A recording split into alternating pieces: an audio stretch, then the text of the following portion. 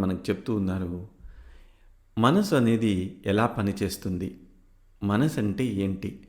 మనసు అనేది కేవలము ఆలోచన యొక్క ప్రవాహము. ఒక నది ప్రవహించినట్టుగా ఇది ప్రవహిస్తూ ఉంటుంది. ఈ ఆలోచన ఎక్కడి నుంచి ప్రవహిస్తుంది అంటే గతంలో ఆరంభమయ్యి వర్తమానంలోకి వచ్చి భవిష్యత్తులోకి ప్రయాణం చేస్తూ ఉంటుంది.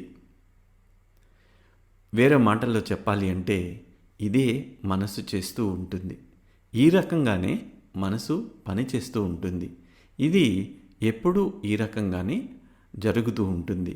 అంటే ఈ ఆలోచన గతం నుంచి వచ్చి మనము ఏదో అయిపోవాలి అని ప్రయత్నిస్తూ ఉంటారు.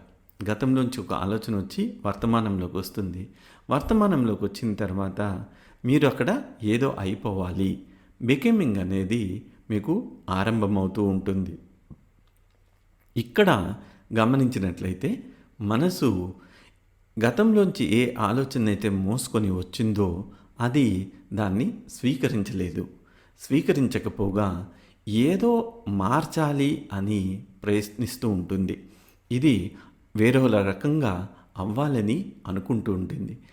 ఏదో ఒక దాన్ని అది కల్పించుకొని ఈ రకంగా అది అయిపోవాలి అని చెప్తూ ఉంటుంది.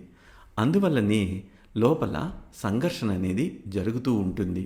ఉన్నదాన్ని అది స్వీకరించలేక వేరొక దాన్ని సృష్టిస్తూ రెండిటికి మధ్యన సంఘర్షణ అనేది జరుగుతూ ఉంటుంది. సో శ్రీ భగవాన్ అంటున్నారు, ఇక్కడ మీరు చూడాలి. ఏం చూడాలి అంటే మనసు ఏదో అయిపోవటానికి ప్రయత్నిస్తూ ఉంది, దాన్ని మీరు చూడాలి.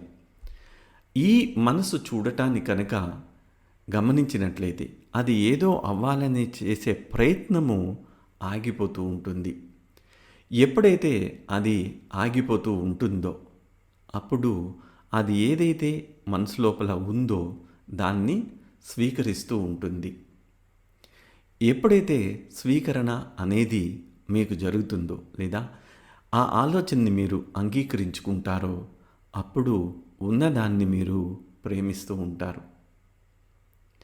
ఉన్నదాన్ని ప్రేమించటం అంటే మిమ్మల్ని మీరు ప్రేమించుకోవటము.